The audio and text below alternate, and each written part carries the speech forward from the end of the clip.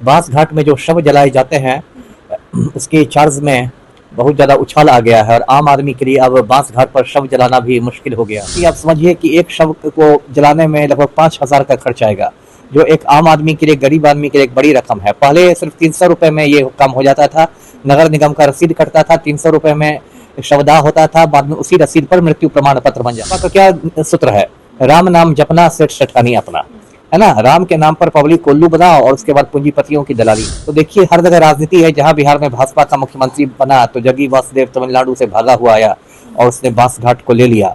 तो ये बहुत गलत हुआ है और इसका विरोध करना चाहिए विपक्षी दलों को, सिविल सोसाइटी को, मीडिया को, आम आदमी को।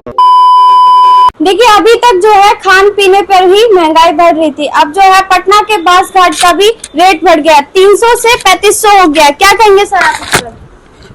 देखिए बिहार सरकार का बहुत ही गलत फैसला है और फैसले की वजह से अब बांस घाट में जो शव जलाए जाते हैं उसके चार्ज में बहुत ज़्यादा उछाल आ गया है और आम आदमी के लिए अब बांस घाट पर शव जलाना भी मुश्किल हो गया है। देखिए पूरा मामला मैं दर्शकों को बताता हूँ। ये पटना का सबसे बड़ा शमशान है बांस घाट, जो कि गंगा नदी के किनारे है और गंगा नदी को हिंदू लोग एक पवित्र नदी मानते हैं, माँ का दर्जा देते हैं। तो इसलिए बांस घाट में सिर्फ पटना ही नहीं बल्कि दूर दूर से लोग आके दाह संस्कार करते हैं शवों का और उसके बाद अस्थियों को गंगा नदी में प्रवाहित कर देते हैं। और ये सैकड़ों साल पुराना शमशान है, कोई आज का नहीं है। तो इसको पटना नगर निगम संचालित करता था।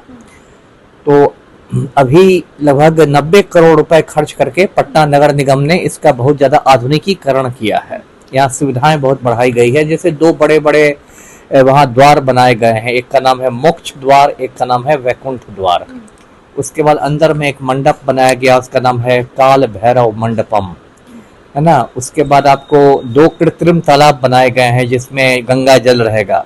हालांकि उसकी बात मुझे नहीं समझ में आती, जब ओरिजिनल गंगा नदी ही बह रही है तो फिर कृत्रिम तालाब का क्या मतलब है। फिर वहाँ पर कैंटीन बनाया गया है कि शव यात्रा में जो लोग आएंगे वो चाय नाश्ता कर सकेंगे।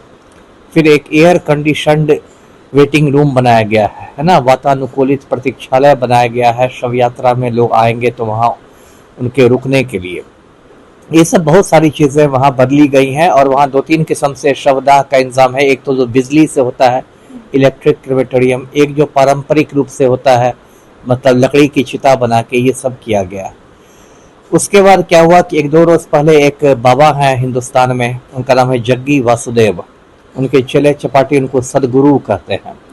उनका तमिलनाडु के कोयम्बटूर में बहुत बड़ा आश्रम है और एक संस्था चलाते हैं ईशा फाउंडेशन। तो ये जो जग्गी वासुदेव हैं ये पटना आए और पटना में इन्होंने मुख्यमंत्री से मुलाकात की, सम्राट चौधरी से, और सम्राट चौधरी ने जग्गी वासुदेव के ईशा फाउंडेशन को सिर्फ 1 रुपए में कई साल के लिए बांस घाट लीज पर दे दिया। तो ये भी एक मजाक ही है। 1 रुपए में आजकल 1 कप चाय नहीं मिलती है और 1 रुपए में सम्राट चौधरी ने ईशा फाउंडेशन को बांस घाट दे दिया। अब जब ईशा फाउंडेशन के हाथ में बांस घाट चला गया है तो उसने चार्ज को इतना बढ़ा दिया है वहाँ के शुल्क को कि 3,500 तो मतलब बेसिक वहाँ आपको चार्ज लगेगा शव को जलाने के लिए। इसके अलावा नाई को अलग से पैसा देना होगा, पंडित जी को अलग से पैसा देना पड़ेगा, है ना, और डोम को अलग से पैसा देना पड़ेगा। तो कुल मिलाकर मोटा मोटी आप समझिए कि एक शव को जलाने में लगभग 5,000 का खर्च आएगा, जो एक आम आदमी के लिए, गरीब आदमी के लिए एक बड़ी रकम है। पहले सिर्फ 300 रुपए में ये काम हो जाता था, नगर निगम का रसीद कटता था, 300 रुपए में शवदाह होता था, बाद में उसी रसीद पर मृत्यु प्रमाण पत्र बन जाता था। और अब देखिए लगभग 5,000 का खर्च हो गया है। और ये जो जग्गी वासुदेव है काफी मतलब विवादास्पद आदमी है। 1997 में इसकी पत्नी की मौत हो गई थी, विजय कुमारी नाम था। और जग्गी वासुदेव के ससुर ने आरोप लगाया था कि इसने अपनी पत्नी को मतलब मार डाला है, हत्या कर दी है। और ये जग्गी वासुदेव बीजेपी का दलाल है, भाजपा का दलाल है, इसलिए हाल में इसको पद्म विभूषण भी मिला है। तो देखिए हर जगह राजनीति है। जहां बिहार में भाजपा का मुख्यमंत्री बना तो जग्गी वासुदेव तमिलनाडु से भागा हुआ आया और उसने बांस घाट को ले लिया। तो ये बहुत गलत हुआ है और इसका विरोध करना चाहिए विपक्षी दलों को, सिविल सोसाइटी को, मीडिया को, आम आदमी को, कि इस तरह से जो शमशान का भी व्यवसायीकरण कर दिया गया है उससे अब आम आदमी के लिए मुर्दे जलाना भी एक चुनौती बन गया है जी। 300 से जो है 3500 रकम कर दी गई है। 3500 तो मैं बेसिक कह रहा हूँ, टोटल सब पंडित डोम नाई सबका जोड़ दीजिएगा तो 5000 हो जाएगा। तो ये तो गरीबों पर बहुत बड़ी मार है। तो इसको तो मैं बांस घाट घोटाला कहता हूँ। बिहार में सारे घोटाले हो ही गए थे, सम्राट चौधरी ने बांस घाट घोटाला भी कर दिया। तो सबका इसको विरोध करना चाहिए, शांतिपूर्ण तरीके से इसका विरोध होना चाहिए जी। जहाँ जहाँ भाजपा जाएगी वहाँ वहाँ मतलब महंगाई होना जरूरी है। देखिए, तो पूंजीपतियों की पार्टी है ना भाजपा।